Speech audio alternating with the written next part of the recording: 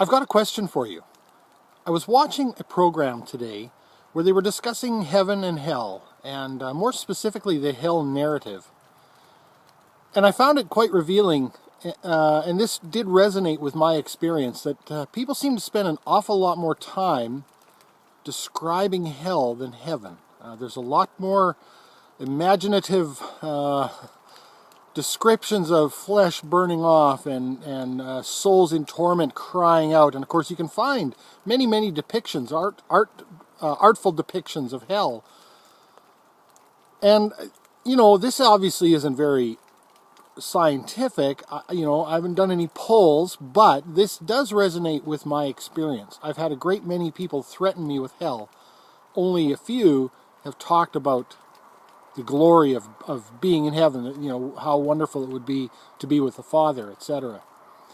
Maybe that's why I'm not convinced. I actually am far more motivated by positive, gravitating towards the positive than avoiding the negative. And that's the way I've raised my daughter as well. I've never ever spanked her once, and I never threatened her.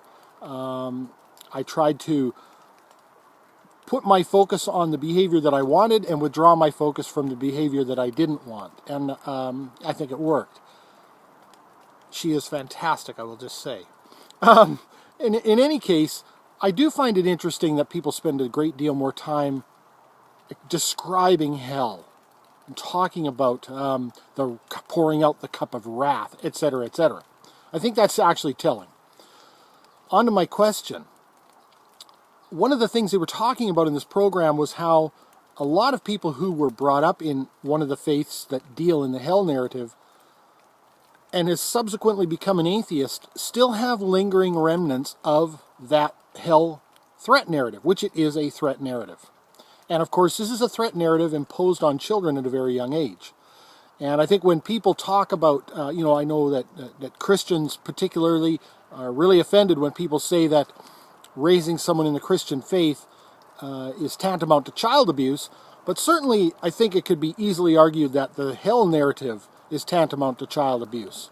And even the salvation narrative, right, that the only perfect being that was ever walked the face of the earth died because you are so imperfect. And not only did he die, but he was tortured to death, right? He was tortured to death.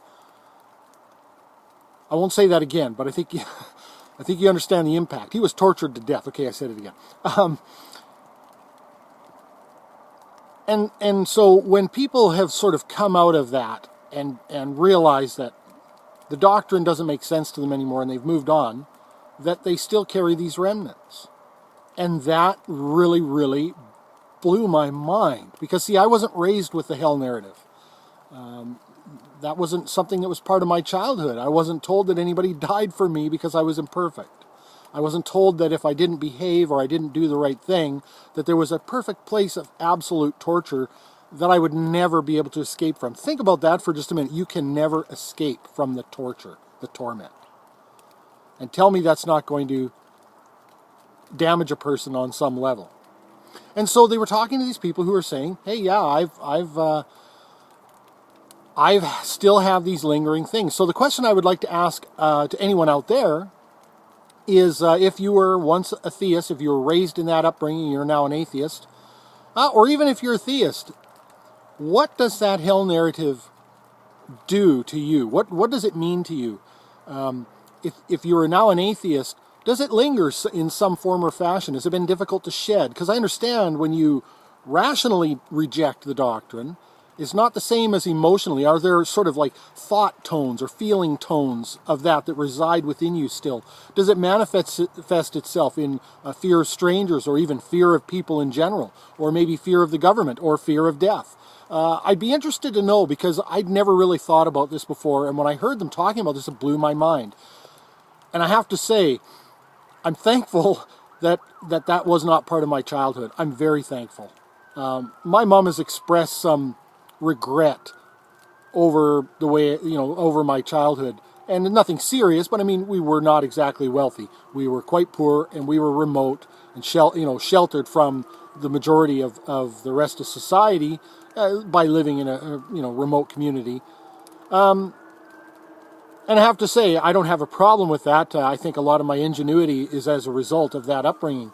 But if I can say one thing, I can say that I was raised without physical abuse and I was raised without the emotional abuse of the hell narrative, which is a threat narrative. And I do think it's damaging to do that to young children. So again, I would really, I'm now that I've had my mind blown, I'm curious as hell to know if any of you out there still have that threat narrative ringing within you, even though you've rationally rejected the doctrine, or if there's those of you out there who are theists who that hell narrative really works on them, right? It works on your psyche, even though maybe you feel like you're saved, or maybe there's some doubt that you're actually saved that lingers, and that hell narrative really bothers you. So please, let me know what you think. Thanks for watching.